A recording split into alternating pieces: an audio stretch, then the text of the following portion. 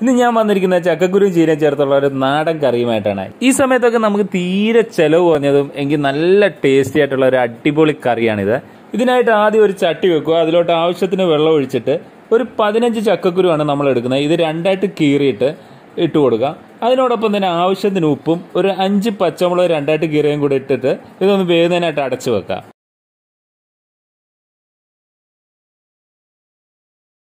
ഇതൊരു പകുതി വേവായി വന്നിട്ടുണ്ട്. ഇതിലോട്ട് നമ്മൾ കട്ട് ചെയ്തെടുത്ത് വെച്ചിരിക്കുന്ന ചീരയുടെ തണ്ടും ഒരു പകുതി മാങ്ങയും കൂടി ഇട്ട് കൊടുക്കണം.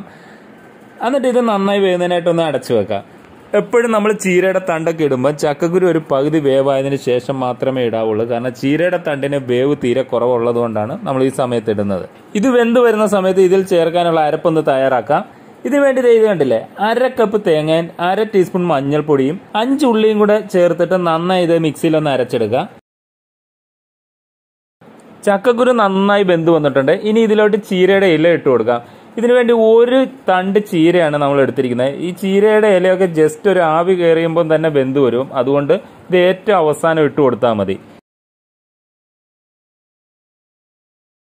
ചീരയെല്ലാം വെന്ത് ഇത് നല്ല പാകമായി വന്നിട്ടുണ്ട്. ഇനി ഇതിലോട്ട് നമ്മൾ എടുത്തു വെച്ചിരിക്കുന്ന അരപ്പ് ചേർത്ത് കൊടുക്കാം. അരപ്പിട്ട് കഴിഞ്ഞിട്ട് ഇതിലോട്ട് ആവശ്യത്തിന് വെള്ളം കൂടെ ചേർത്ത് കൊടുക്കുക. അരപ്പിട്ട് കഴിഞ്ഞാൽ നമ്മൾ ശ്രദ്ധിക്കേണ്ടതെന്ന് പറഞ്ഞാൽ ഇത് തിളപ്പിക്കരുത്. തിളപ്പിക്കാണ്ട് ജസ്റ്റ് ഒന്ന് ചൂടാക്കി എടുത്താൽ മതി. അതിനുശേഷം ഇതൊന്ന് താളിച്ചെടുത്ത് കഴിയുമ്പം എൻ്റെ പൊന്നു മോനെ വേറെ എന്ത് വേണം നമുക്ക് ചോറുണ്ണാൻ. താളിച്ച് ചേർക്കുന്നതിനായിട്ട് എണ്ണയൊന്ന് ചൂടാക്കി കഴിയുമ്പോൾ 2 ഉള്ളി ചെറുതായിട്ട് അരിഞ്ഞതും 1/2 ടീസ്പൂൺ കടുക് ഇട്ട് ചെറുതായിട്ടൊന്ന് മൂത്ത് വരുമ്പോഴേക്ക് ഇതിലേക്ക് 5 ഉണക്കമുളകും 1 തണ്ട് കറിവേപ്പിലയും കൂടി ഇട്ടിട്ട് നന്നായി ഒന്ന് മൂപ്പിച്ചെടുക്കുക. അതിനുശേഷം ഇതൊരു കറിയിലോട്ട് ചേർത്ത് കൊടുക്കുക.